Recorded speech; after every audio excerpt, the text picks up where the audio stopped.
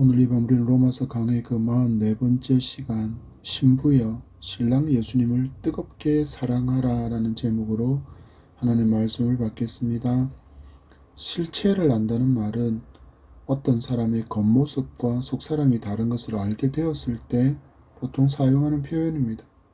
우리가 드라마나 영화를 볼 때 전혀 예상하지 못한 인물이 실제로는 사이코패스이거나 연쇄살인범 혹은 성범죄 혐의가 있는 사람이라서 전자발찌를 차고 있었다는 것을 검거되는 장면을 보면서 알게 될 때에, 혹은 선량한 얼굴로 다른 사람에게는 친절하고 밝은 미소로 대하던 사람이 사실은 흉악한 범인이거나 사기 전과를 가진 사람이라는 것을 알게 되었을 때 우리는 저 사람의 실체를 알게 되었다라고 표현합니다.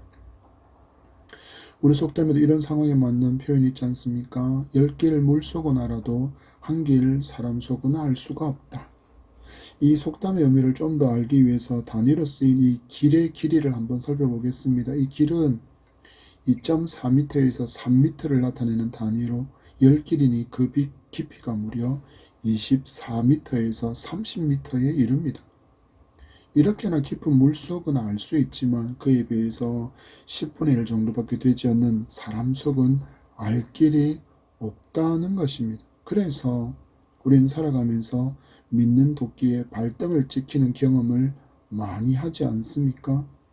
여러분, 이 시대를 보십시오. 절대 우군도 절대 적도 없다고 말하는 시대입니다. 영원히 우방일 것 같던 나라가 갑자기 어떤 사건을 계기로 적대적으로 돌아서서 서로에게 비난을 쏟아내고 상황이 심각해지면 서로에게 총부리를 겨누기도 합니다. 그 실체를 알지 못하기 때문입니다. 겉으로는 웃음을 띠고 있지만 감추어진 얼굴이 어떤 표정을 짓고 있는지 알 수 없습니다. 역사적으로 근대사에 들어서는 순간부터 정말 많은 나라들이 우여곡절과 격동의 시기를 보냈습니다. 그 중에서도 격변을 경험한 나라의 예로 들라면 저는 이란을 들겠습니다. 이슬람 국가로 종교적인 색채가 강했던 때는 여성들이 차별로 큰 고통을 받았습니다. 그러다가 근대화를 꿈꾸는 왕조가 들어섰고 개방과 서방의 문물을 받아들이고 난 이후에는 여성들의 인권이 향상되고 사회 활동도 자유로웠습니다. 그러다 이 왕조가 타락하고 무너지게 되고 그 후 이슬람 종교 지도자가 국가의 최고 통치자가 되었습니다. 그러자 다시 여성들의 인권은 더 나빠졌습니다. 이 과정에 있어서 하루아침에 미국과의 관계가 우호적인 친미 성향에서 아주 과격한 반미 성향으로 바뀌었고 그것은 지금까지 이어지고 있습니다. 여러분 보십시오. 사람과의 관계, 나라 사이의 관계에서도 실체를 알기는 정말 쉽지 않은 시대를 살아갑니다. 그래서인지 개인주의가 강해지는 것이고 국수주의가 강해지는 것일 수도 있다는 생각을 해봅니다. 한마디로 신뢰하기가 너무 어려운 시대입니다. 서로가 서로를 불신하는 시대, 비리로 얼룩진 시대라서 시쳇말로 나라 돈을 먼저 해먹는 놈이 장땡이다라고 이 시대를 표현하기도 하지 않습니까? 단체의 대표를 맡겠더니 단체의 돈을 자신의 돈처럼 횡령하는 사건은 이제 너무나도 흔해서 그 액수가 크지 않으면 언론에 언급도 되지 않을 만큼 흔한 일이 됐습니다. 마치 고양이에게 생선을 맡긴 격이 된 것입니다. 이런 시대를 성도는 사회의 구성원으로 살아가고 있습니다. 과연 여러분의 동료나 부하, 상사들은 여러분을 보면서 어떤 사람으로 평가하고 있을까요? 여러분의 이웃은 여러분을 어떻게 평가하고 있을까요? 오늘 주신 말씀을 통해서 하나님께서 기대하시는 성도의 삶과 가치관을 만나보며 바른 교훈을 얻고 풍성한 은혜 받는 복된 수요 예배가 되기를 축복합니다. 바울은 앞에서 율법이 가진 죄를 알게 하는 기능을 알려주었습니다. 율법이 주어지기 전에도 분명히 죄가 세상에 있었지만 그때는 그게 죄인지 몰랐다라고 밝혔습니다. 그러다가 율법이 주어지자 사람들은 율법이라는 절대적인 기준으로 자신의 생각과 말과 행동을 저울질할 수 있게 되었다는 것입니다. 그러나 율법을 완전히 준행할 수 있는 사람이 없기에 마귀는 이것을 빌미로 끊임없이 성도를 참소하며 낙심과 절망의 나락으로 떨어지게 만들고 있습니다. 영적으로 힘겨운 시대라는 것입니다. 여러분, 이 시대를 보십시오. 정말 어렵고 힘든 시대입니다. 경제적인 어려움은 IMF 때보다 더 심하다는 것이 대부분의 견해입니다. 장기화되고 있는 러시아와 우크라이나의 전쟁은 계속적으로 연료 에너지와 곡물 가격의 상승을 부추기고 있어서 정말 추운 겨울이 되게 하고 있습니다. 이처럼 삶이 팍팍해지고 있어서 교회에 와서 위로가 되는 말씀을 듣고 싶을 때입니다. 그렇다면 오늘처럼 이 율법과 죄에 대한 교훈이 성도인 우리에게 어떤 위로와 소망이 될까요? 얼마 전에 교회 연구기관의 발표를 보니 MZ세대라고 불리는 20대, 30대 청년들이 설문조사에서 우리가 겪고 있는 20, 30대와 부모님이 겪은 20, 30대는 너무나도 다르다라고 주장을 한다는 것을 보게 되었습니다. 가파르게 상승하는 물가, 특히 집값은 결혼을 포기하거나 미루게 만드는 결정적인 이유로 손꼽히기도 합니다. 그래도 부모님 세대는 어느 정도의 기간을 열심히 살기만 했으면 자기 집에라도 장만할 수 있는 기회가 가능성이 있었는데 자신들의 삶은 전혀 그렇지 못하다는 것입니다. 직장에서 받는 월급으로는 내 집 장만은 거의 불가능에 가깝다고 말합니다. 월급이 물가 상승을 쫓아가지 못하기 때문입니다. 제가 봐도 정말 힘든 시기를 우리 젊은 세대가 만났고 보내고 있습니다. 그러면 젊은 세대만 그렇습니까? 아닙니다. 기성세대도 젊은 세대도 모두가 어려운 이 시대에 로마서의 말씀은 어떤 소망이며 어떤 위로가 될까요? 말씀을 살펴보면 위로와 소망을 발견하고 새 힘을 얻는 은혜가 함께하기를 축복합니다. 주신 1절의 말씀입니다. 형제들아 내가 법 아는 자들에게 말하노니 너희는 그 법이 사람이 살 동안만 그를 주관하는 줄을 알지 못하느냐. 아멘. 형제들아 그리고 법 아는 자들은 같은 의미로 엄격한 법의 집행이 이루어지던 로마의 성도들을 지칭하는 말입니다. 강력한 로마의 통치법을 너희들이 알고 있지 않느냐? 그 법이 죽은 자에게도 적용되느냐? 그렇지 않음을 너희들도 잘 알고 있다고 말하는 것입니다. 7절에서 바울이 살 동안만이라는 단어에 힘을 주고 있다는 것을 우리가 발견하기를 원합니다. 성도가 예수 그리스도를 말미암아 죄에 대해서 죽은 자, 율법에 대해서 죽은 자라는 것을 알려주는 것입니다. 하나님께서 주신 참 자유를 누릴 수 있는 길은 죄와 율법에 대해서 살아있는 것이 아니라 그리스도와 함께 죽는 것이라는 진리를 반복해서 강조하고 있습니다. 바울은 갈라디아서에서도 이 진리를 강조하고 있음을 볼 수 있습니다. 갈라디아서 2장 19절과 20절의 말씀입니다. 제가 읽어드립니다. 내가 율법으로 말미암아 율법에 대하여 죽었나니 이는 하나님에 대하여 살려 함이라. 내가 그리스도와 함께 십자가에 못 박혔나니 그런즉 이제는 내가 사는 것이 아니요 오직 내 안에 그리스도께서 사시는 것이라. 이제 내가 육체 가운데 사는 것은 나를 사랑하사 나를 위하여 자기 자신을 버리신 하나님의 아들을 믿는 믿음 안에서 사는 것이라. 아멘. 여러분, 우리는 이미 나도 십자가에서 예수님이 죽을 때 함께 죽은 존재라는 것을 알게 되고 또 이 믿음으로 말미암아 성도는 더 이상 율법의 지배를 받지 않는 존재라고 지금 바울은 선언하고 있습니다. 그래서 이것을 조금 더 이 어려운 주제이기 때문에 좀 더 잘 설명하려고 이해를 돕기 위해서 바울은 오늘 본문에서 부부의 관계로 이것을 설명을 해가고 있습니다. 2절의 말씀을 보십시오. 남편이 있는 여인이 그 남편 생전에는 법으로 그에게 매인바되나 만일 그 남편이 죽으면 남편의 법에서 벗어나느니라. 아멘.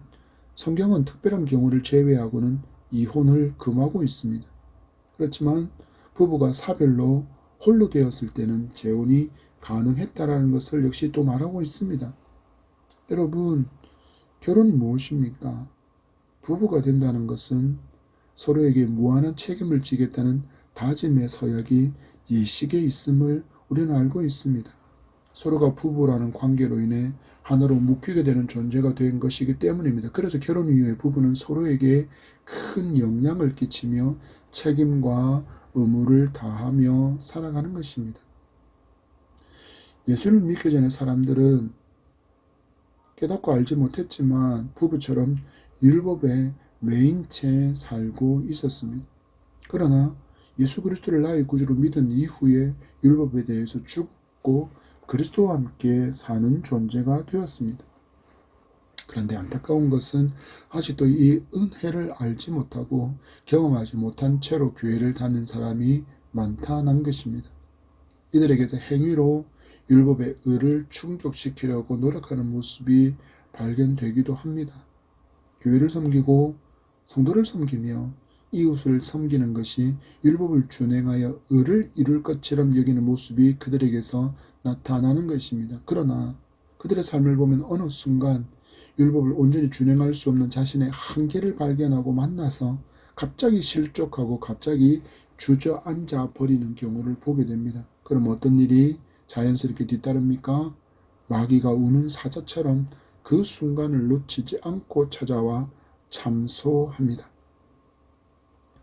그래서 성도의 섬김은 부부의 기본이 되는 사랑을 바탕으로 해야 하는 것입니다.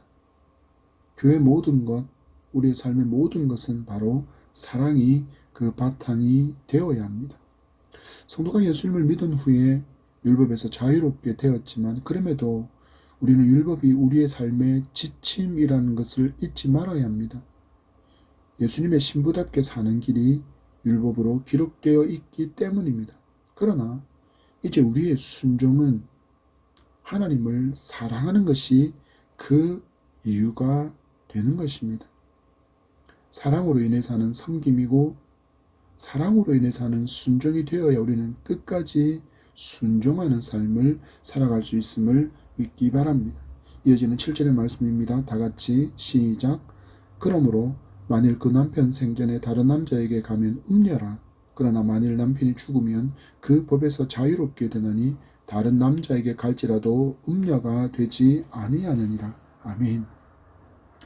바울은 부부관계에서 서로 간의 책임의 무게에 대해서 죄로 표현하는 것을 우리는 주목해야 합니다.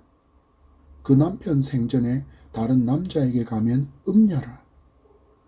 결혼관계 안에 있으면서 결혼 당시 한 서약을 위반하게 된다면 그것은 곧 간음의 죄가 된다는 것을 상기시키고 있는 것입니다.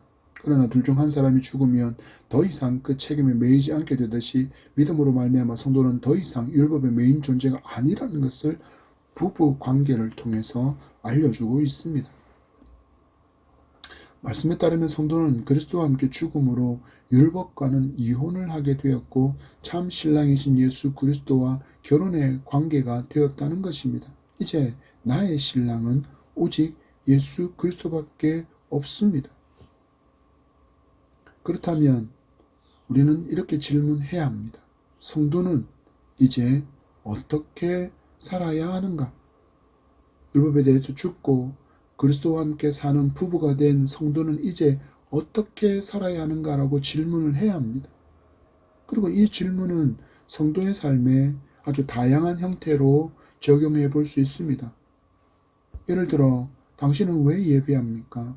당신은 왜 찬양합니까? 당신은 왜 말씀 읽습니까? 당신은 왜 말씀에 순종하려고 합니까? 당신은 왜 헌신합니까? 당신은 왜 봉사합니까? 당신은 왜 헌금합니까? 당신은 왜 당신의 것으로 다른 사람을 구제하고 섬기고 있습니까? 거기에 대한 답은 하나입니다. 나를 이처럼 사랑하신 나의 사랑, 나의 신랑 예수께서 이 삶을 기뻐하시고 또한 그들을 사랑하시기에 나 또한 사랑하는 마음으로 마음을 같이하여 행동하는 것이 부부된 서로의 도리이기 때문에 성도는 이렇게 살아가는 것입니다. 예수 그리스도를 믿은 이후에 이렇게 살아갈 수밖에 없는 것입니다. 이어지는 4절의 말씀입니다. 그러므로 내 형제들아 너희도 그리스도의 몸으로 말미암아 율법에 대하여 죽임을 당하였으니 이는 다른 이 곧 죽은 자 가운데서 살아나신 이에게 가서 우리가 하나님을 위하여 열매를 맺게 하려 함이라. 아멘. 바울은 성도가 이제 온전한 주님의 신부로서의 삶을 살며 열매를 맺어야 한다라고 이야기합니다. 우리에게서 열매를 지금 하나님께서 찾고 계신다라고 말하는 것입니다. 그리고 또 계속해서 이어지고 있는 두 주인의 개념이 여기에도 등장합니다. 무슨 말입니까? 성도는 결코 두 주인을 섬길 수 없다라는 것입니다. 여러분, 우리의 삶을 보십시오. 자신이 의도했던 의도하지 않았던 결국 우리의 어떤 선택의 끝자락에는 이 선택을 기뻐하는 존재가 있다라는 것입니다. 여러분, 율법에 대해서 죽은 자는 하나님을 섬기게 될 것입니다. 그러나 그렇지 못한 경우에는 하나님을 사랑한다고 말하고 또 다른 우상이나 대상을 향해서도 사랑한다라고 말하는 음란을 행하게 되는 것입니다. 우리는 왜 이처럼 온전히 주님만을 나의 주인으로 섬겨 나의 신랑으로 삼아서 섬겨야 하는 것입니까? 라는 질문에 바울은 그가 우리를 위해서 죽음을 당하셔서 율법의 짐을 벗겨주셨기 때문이다 라고 답을 줍니다. 그리고 율법과 하나님의 은혜를 모두 따르려고 한다면 율법에 대해서 전적인 헌신도 하나님께 대해서도 전적으로 헌신하지 못하는 일이 일어날 수 있기 때문이라고 그 이유를 더해서 우리에게 알려주고 있습니다. 만약에 우리가 이렇게 삶을 살아간다면, 여전히 양다리 걸친 듯이 삶을 살아간다면 우리의 신앙의 삶은 어정쩡한 태도로 살아갈 수밖에 없습니다. 어떤 때는 마치 율법을 준수해야 구원을 받을 것처럼 내 힘으로 내 수고와 내 헌신과 내 헌물과 봉사와 섬김으로 구원에 다다를 수 있을 것처럼 노력합니다. 그러다가도 또 어떤 때는 모든 것이 하나님의 은혜입니다 라고 말하며 하나님만을 구하기도 합니다. 그런데 문제가 있습니다. 우리가 지금 올바르게 선택하지 않으면 이런 갈등이 끊임없이 우리의 신앙생활 가운데, 우리의 삶 가운데 일어난다라는 것입니다. 바울은 이 고리가 끊어져야 한다는 것을 부부관계로 설명해 주며 우리는 예수 그리스도의 대속의 죽음으로 인해서 율법에 대해서 죽고 그리스도로 산 자가 되어서 그리스도만이 나의 신랑이 되었음을 알고 오직 그리스도께만 나의 사랑을 드리는 삶을 살라 지금 결단하라고 우리에게 결단을 요구하고 있습니다. 만약에 그렇지 않다 그러면 성도는 여전히 구원에 내 공로가 없으면 안 될 것처럼 생각하고 율법 준서와 행위로 구원의 지분을 얹으려고 한다라고 하는데 이것은 불가능한 일이라는 것을 이야기하고 있습니다. 우리의 구원은 전적으로 하나님의 은혜의 선물이기 때문입니다. 에베소서 2장 8절입니다. 너희는 그 은혜에 의하여 믿음으로 말미암아 구원을 받았으니 이것은 너희에게서 난 것이 아니요 하나님의 선물이라. 아멘. 하나님의 선물로 우리에게 구원이 주어졌다라는 것입니다. 그래서 성도의 삶은 이제 남편인 예수 그리스도만을 사랑하며 그분의 뜻을 쫓아가는 삶을 살아가며 열매를 맺어야 하는 것입니다. 여러분, 우리 주님의 삶을 주목해 보십시오. 언제나 하나님의 뜻을 구하는 삶을 사셨습니다. 요한복음 10장 37절입니다. 만일 내가 내 아버지의 일을 행하지 아니하거든 나를 믿지 말려니와. 무슨 말씀이십니까? 이 땅에서 행하시는 모든 일이 하나님의 뜻이었다라는 것입니다. 예수님께서 이 땅에서 오직 하나님의 뜻을 구하며 사셨기에 성도의 삶 또한 다를 수 없습니다. 오직 주의 뜻이 나를 통해서 이루어지기를 기도하며 맡기신 사명을 감당할 때 우리에게서 하나님께서 기뻐하시는 열매가 맺어지게 되며 하나님께 영광을 돌리는 삶을 살아갈 수 있습니다. 성도가 믿음의 여정 가운데 요동하지 않는 인생을 살아가기 위해서는 이 진리를 붙들고 살아가야 합니다. 여러분, 우리의 인생을 한번 돌아보십시오. 얼마나 많은 시행착오가 있습니까? 얼마나 많은 시행착오 끝에 우리는 지금의 삶을 살아가고 있습니까? 그러나 우리는 여전히 이 시행착오의 인생은 진행형입니다. 그래서 대부분의 사람들이 살아오면서 여기가 나의 길인가 저기가 나의 길인가 하며 자신의 꿈과 길을 찾아 헤매고 또 경험하려고 수고하지 않습니까? 그들은 그것을 위해서 여행을 가기도 합니다. 또 묵상을 하기도 합니다. 또 고민하기도 합니다. 그리고 이것저것 도전해 보기도 합니다. 그 속에서 자신의 역량을 발견하고 자신의 능력을 발견하고 또 자기가 이것을 즐거워하는가 이런 내용들을 종합해서 자신의 일을 선택하고 직장을 선택하게 됩니다. 그러나 성도는 기억해야 합니다. 이 선택이 하나님의 기대와는 다른 길일 수 있다라는 것입니다. 어찌해야 합니까? 그래서 성도는 하나님께 길을 물어야 합니다.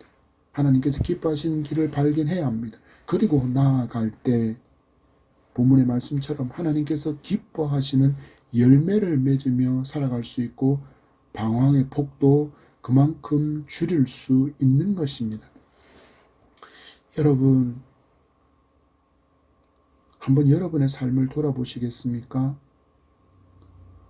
얼마나 짧은 인생입니까? 돌아보니 2022년이 이제 한 주 남았습니다. 여러분의 인생을 잠잠히 돌아보십시오. 아주 길게 느껴지십니까? 아니면 모세의 고백처럼 밤에 한 경점을 알리는 땡 하는 종소리처럼 짧게 여겨지십니까? 결국 인생은 어떻게 사느냐의 방법도 중요하겠지만 무엇을 위해 사느냐는 목적이 나에게 더 큰 만족과 기쁨을 준다는 것을 부인하지 못합니다. 많은 돈을 벌 수 있는 일이라고 해서 그 일을 하면서 기쁨으로 하는 경우가 모두 해당되지 않는다는 것을 우리는 알고 있습니다. 개같이 벌어서 정승처럼 쓴다는 격언으로 유명한 황희정승의 말을 우리는 때로는 곡해하는 경우가 있습니다. 보통 이 말을 이렇게 이해하고 있습니다. 나중에 떵떵거리며 살기 위해서 지금 개고생하는 것은 참아야 한다라고 이해하는 것입니다. 그러나 본래 의미는 그렇지 않습니다. 본래 의미는 이렇게 설명합니다. 천하고 힘들게 벌더라도 쓸 때는 훌륭하고 값지게 써야 한다라는 뜻을 담고 있다는 것입니다. 무엇입니까? 내가 돈을 버는 목적이 다른 사람을 돕고 살리는 삶을 살기 위해서 지금 나는 고생을 한다라는 뜻입니다. 프랑스 말로 돈이나 권력과 명성을 가진 책임을 말하는 노블레스 오블리주의 개념이라는 것입니다. 그러나 성도는 좀 더 고차원적인 목적을 품고 이 땅에 보냄을 받았다는 것을 알아야 하는 사람입니다. 그래서 젊은 세대는 나를 향한 하나님의 기대를 알기 위해서 부단히 말씀과 기도를 붙들고 씨름해야 합니다. 그리고 발견한 하나님의 뜻을 온전히 부여잡고 달려갈 길을 힘차게 달려갈 그런 인생을 꿈꿔야 합니다. 한 번뿐인 인생, 내 배를 위해서 잘 먹고 잘 살 것이라는 낮은 수준의 목적이 아니라 나에게 주신 것으로 하나님의 영광이 깃들어 있는 저 죽은 영혼들을 살리겠다는 높은 수준의 목적을 가진 인생이 되어야 하는 것입니다. 그래서 우리는 주 기도문의 의미를 좀 더 깊이 묵상해 보기를 원합니다. 주님 기도하십니다. 뜻이 하늘에서 이루어진 것 같이 땅에서도 이루어지이다. 아멘. 여러분, 이 삶을 주님은 그렇게 살았습니다. 그리고 주님을 따랐던 바울의 삶도 사도들의 삶도 이러했습니다. 빌립보서 3장 14절입니다. 표대를 향하여 그리스도 예수 안에서 하나님이 위에서 부르신 부름의 상을 위하여 달려가노라. 사도행전 20장 24절입니다. 내가 달려갈 길과 주 예수께 받은 사명 곧 하나님의 은혜의 복음을 증언하는 일을 마치려 하면은 나의 생명조차 조금도 귀한 것으로 여기지 아니하노라. 아멘. 여러분 보십시오. 예수님도 사도들도 바울도 목적이 분명한 인생을 살았던 것입니다. 그랬더니 우리 주님의 삶도 바울의 삶도 사도와 그 후에 많은 제자들의 삶이 아주 담백한 삶을 살았습니다. 여러분 우리 주님 삶을 주목해 보십시오. 머리 둘 곳조차 없이 분주하게 사셨습니다. 늦은 밤까지 사역을 감당하셨고 이런 새벽이면 또 하나님과의 깊은 사귐의 시간을 갖고 새 힘과 능력을 얻으시고 메시아로서의 사명을 감당하셨습니다. 이 주님을 닮았던 바울의 삶 또한 보십시오. 디모데후서 4장 7절과 8절입니다. 나는 선한 싸움을 싸우고 나의 달려갈 길을 마치고 믿음을 지켰으니 이제 후로는 나를 위하여 의의 면류관이 예비되었으므로 주 곧 의로우신 재판장이 그날에 내게 주실 것이며 내게만 아니라 주의 나타나심을 사모하는 모든 자에게도니라. 아멘. 여러분, 예수님을 믿은 후 바울의 삶을 보십시오. 그의 삶은 집중되어지고 또 초집중된 삶을 살았습니다. 목적이 분명한 인생을 살았다라는 것입니다. 지금 이 시기를 살아가는 성도의 삶이 이래야 합니다. 왜입니까? 마지막 시간이 다가오고 있기 때문입니다.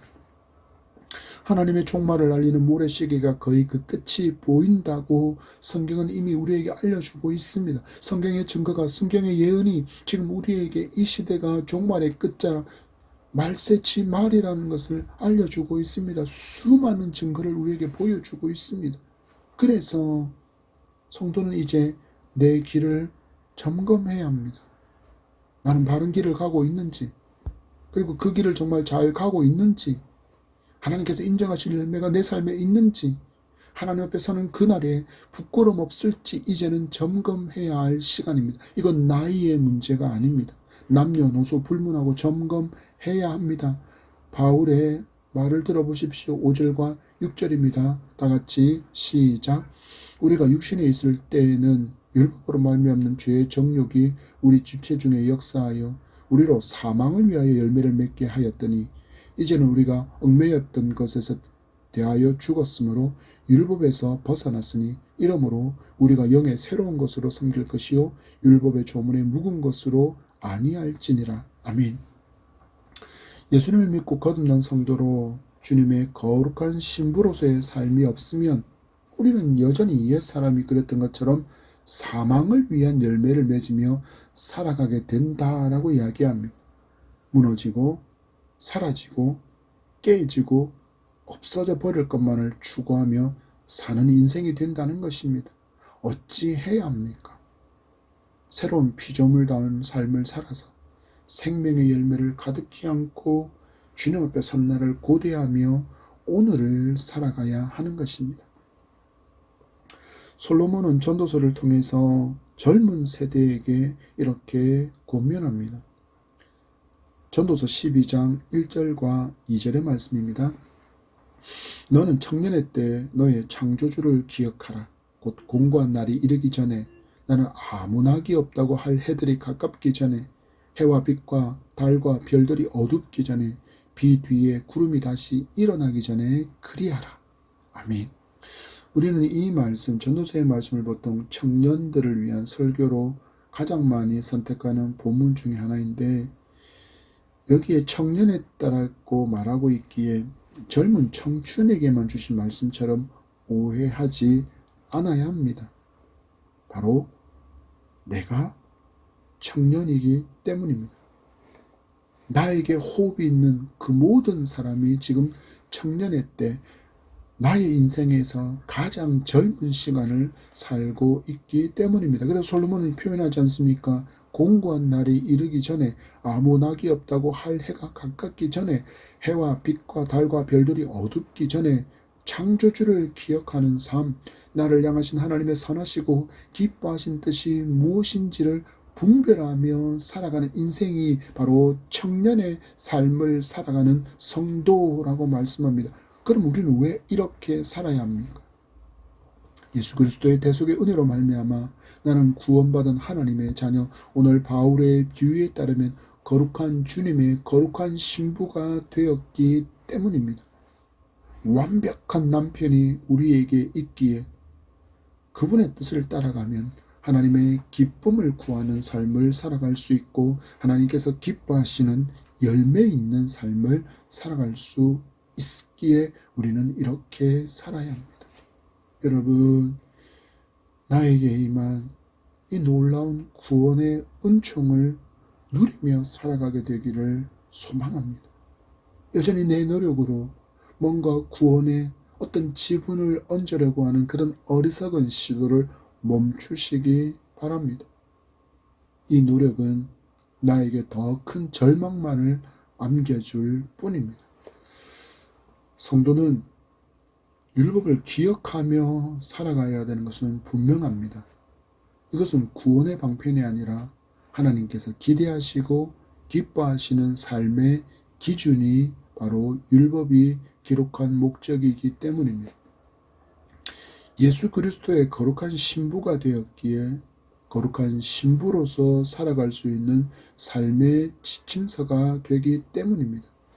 이 삶을 나의 신랑이신 예수님께서 기뻐하시기에 신랑의 기쁨을 위해서 우리는 사랑하는 마음으로 순종의 삶을 살아 하나님의 영광을 드러내고 하나님께서 기뻐하시는 열매를 맺게 되는 것입니다. 때로는 분명히 너무나도 무겁고 힘겹게 느껴지고 육신적으로 정신적으로 지칠 때가 분명히 있지만 그때도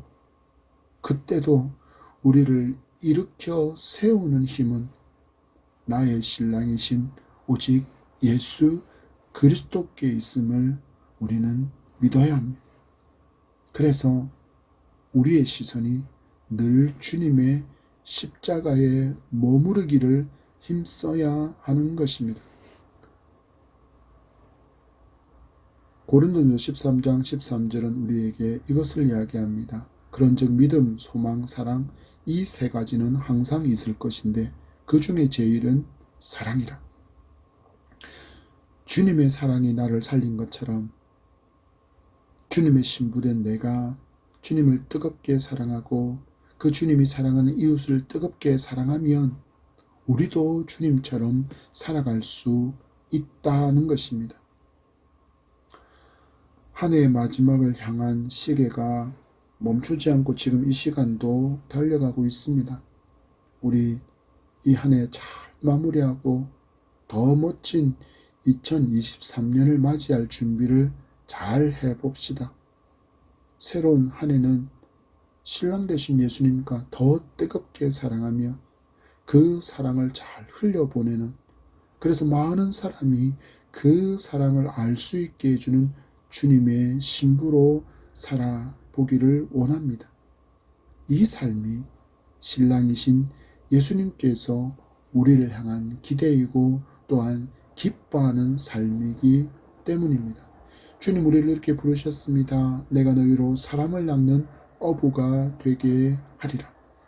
하나님의 기쁨을 구하며 한 주간의 여러분의 삶을 통해서 하나님의 뜻이 사람을 낳으라고 말씀하신 이 하나님의 뜻이 아름답게 성취되어 생명의 열매가 풍성한 그런 여러분의 삶, 이로 인해서 여러분의 삶 가운데 기쁨과 행복과 즐거움이 차고 흘러 넘치게 되기를 축복합니다.